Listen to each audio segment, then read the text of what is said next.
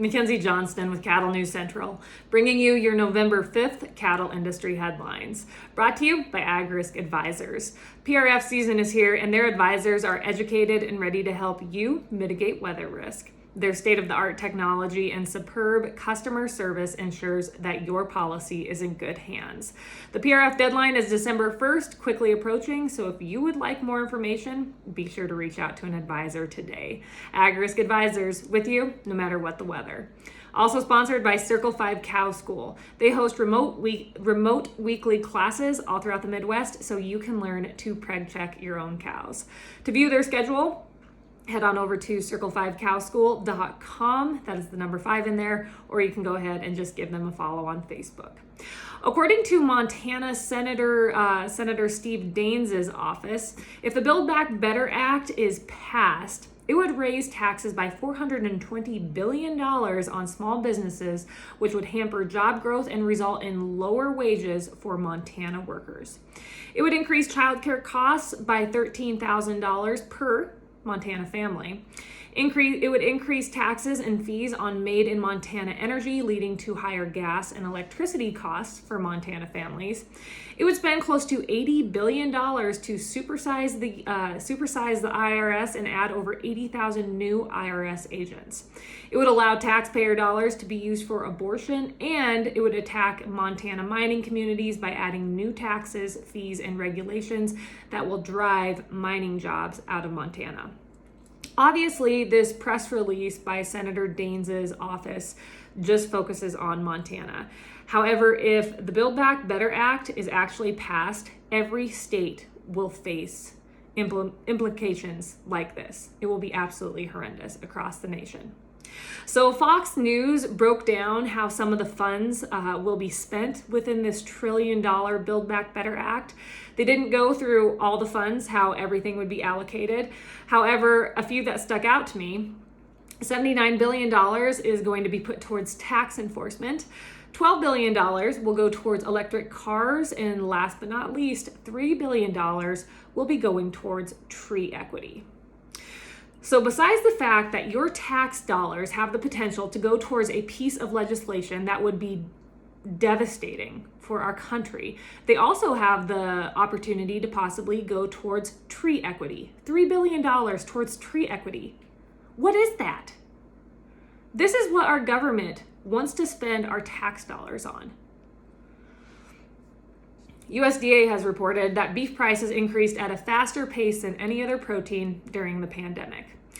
In September of this year, the average price of beef at retail was $7.87 a pound, 24% higher than the previous year and the highest price on record. June through August saw the choice beef cutout increase at an average of 40% compared to the same 3-month period back in 2020.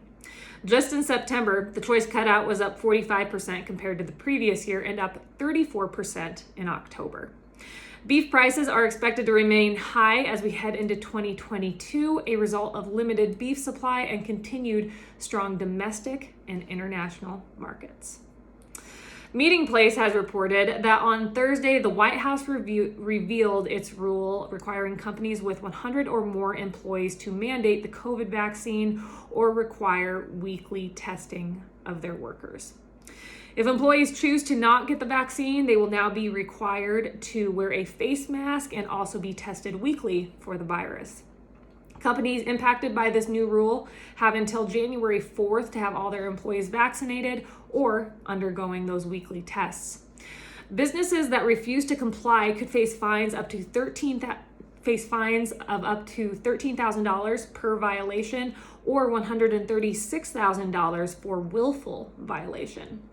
So we're going to fine businesses almost $140,000 if they do not follow this unconstitutional mandate to vax all of their employees. And at the same time, the Biden administration will allegedly be paying illegal immigrants $450,000 per person for a family separation policy. This is what is going on in our country. But according to Biden, there is broad public support of this vaccine mandate. So is that why numerous hospitals across our country have faced staffing shortages because they have had their workers, their nurses and doctors quit their jobs because they refuse to get the shot. So is that why we have seen various government workers in our cities across the nation take to the streets to protest this vaccine mandate? I would have to say that broad public support for this vaccine mandate is a stretch. This mandate will impact 84 million US workers, so 2/3 of the US workforce. And I am not saying that I am for or against the vaccine. I will not dabble in that conversation, but I am against a mandate like this. This will do nothing for our country, for businesses. This is going to do nothing against the fight against the virus. This vaccine mandate is a terrible thing that the government is forcing on the people of this country. That is all I have for you guys this morning. That's all I have for you this week. I hope you all had a wonderful week. Have yourself a fantastic weekend. Get outside, enjoy this beautiful weather. I'll see you next week.